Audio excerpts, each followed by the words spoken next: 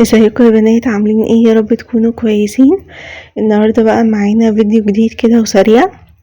كنت عملت لكم قبل كده من فترة كبيرة، يعني تتبيلة البانيه والطبقة الخارجية بتاعته وكل حاجة. المرة دي بقى انا يعني الفيديو ده هقول لكم فيه طريقة الطبقة اللي هي الكريسبي اللي بتبقى بره في البانيه، يعني من غير التتبيلة بتاعت البانيه. وكمان هقولها لكم بطريقة مختلفة خالص عن الفيديو اللي فات. آم، مش هنستعمل بقى ولا دقيق ولا بيض ولا لبن ولا اي حاجة، والطبقة هتبقى مقرمشة وهتبقى ماسكة في البانيه، مش هتفك عنه ابدا لما تحطيها في الزيت. فتابعي معايا الفيديو للاخر علشان تشوفي هعمله ازاي. انا هنا كنت متبلة البانيه ببصل وملح وفلفل، بس فلفل اسمر، مش متبلة باي حاجة تانية. طلعته بس كده يفك، وبعد كده يعني شلت من عليه البصل، نزلته كده من عليه خالص. هجيب بقى هنا طبق كده يكون غويط وواسع عشان اعرف اشتغل فيه براحتي. حطيت فيه بقسماط. بصوا، اللي انا حطيته الاول ده بقسماط اللي هو بيتباع جاهز، واللي انا بعمله دلوقتي ده اللي انا حطيته في المصفى، ده كان انا عاملاه في البيت. كان عيش فينو عندي يعني في الفريزر بقاله فترة ونشف، فقطعته كده شرايح ودخلته الفرن، بس نشف كده واتحمص. بعد كده ضربته في الكبة، وبعدين بقى بحط عليه التوابل والبهارات اللي انا عايزاها عشان يديله طعم. عايزه اقول لكم والله حلو جدا وموفر، يعني بيطلع كمية كبيرة قوي و... وزي الجاهز بالظبط. هنا بقى انا حطيت ملح وفلفل على البقسماط اللي انا حطيته يعني، وتوم باودر وبصل باودر.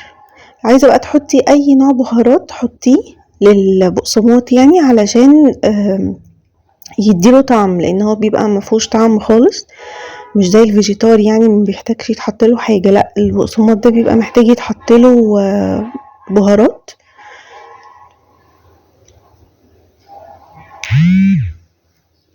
هجيب بقى هنا البانيه من غير بقى ولا بيض ولا دقيق ولا لبن ولا اي حاجة خالص. انا هجيب البانيه زي ما هو كده، هحطه في البقسماط وهغلفه كويس كده وهضغط عليه كويس علشان الطبقة تمسك في البانيه نفسه، وهحطه هنا كده في طبق.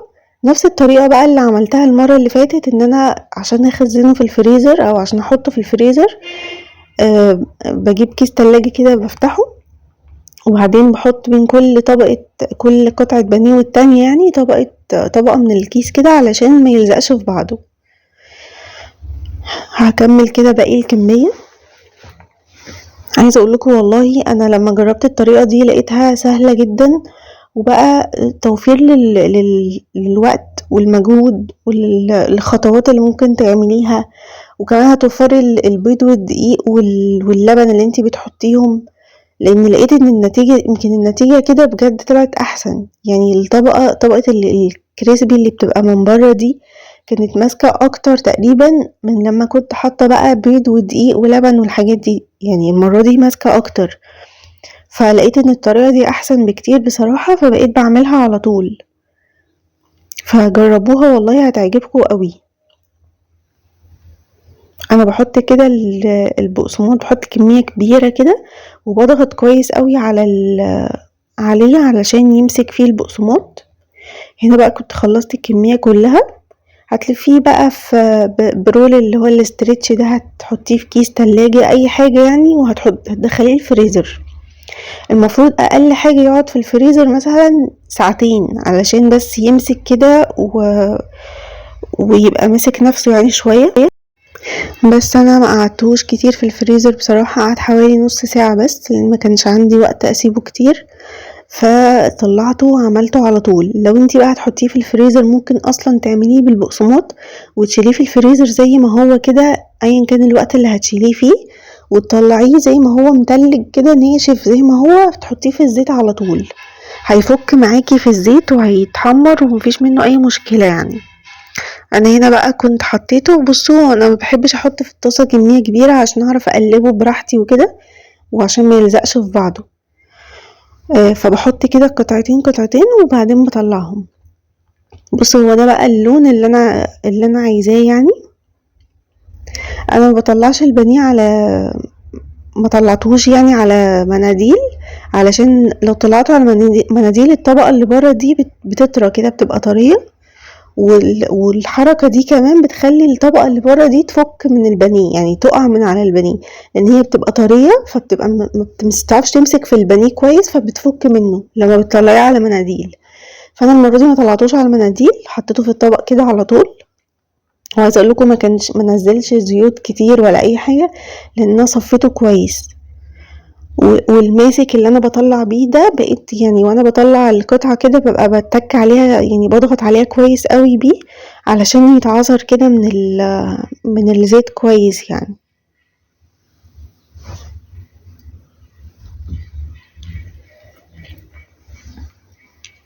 وهو عامه ما بياخدش وقت يعني على النار، بيستوي بسرعه وبياخد لون بسرعه. اهم حاجه بس انت تديله اللون الذهبي الحلو ده، ما تغمقهوش عشان البقسماط اللي بره ما يتحرقش منك. خصوصا كمان ان البقسماط اللي هو بيتعمل من العيش الفينو ده، لاحظت ان هو بياخد وقت، يعني بياخدش وقت على النار وبيتحرق بسرعة. عشان كده انا حطاه مع بقسماط تاني. بس عامة اللي هو بستعمله لوحده يعني يعني ما بسيبهوش كتير على النار، وببقى موطيه النار خالص. بصوا هنا بقى طلعت الكمية كلها. بصوا انا بوريكم الطبقة ازاي ماسكة على البانيه ومش بتفك. بصوا انا بقشرها جامد، مش راضية تفك، ماسكة في البانيه ومقرمشة وطعمه تحفة. فجربوا الطريقة دي هتعجبكم قوي. ما تحطوش بقى ولا بيض ولا لبن ولا اي حاجة، وفروا كل الحاجات دي، ووفروا الوقت اللي هتقعدوا تحطوا فيه 3 اطباق عشان تعملوا كل الحاجات. هو البقسماط بس وخلاص على كده. بس كده يا بنات، اشوفكم ان شاء الله على خير في فيديو جديد، وباي باي.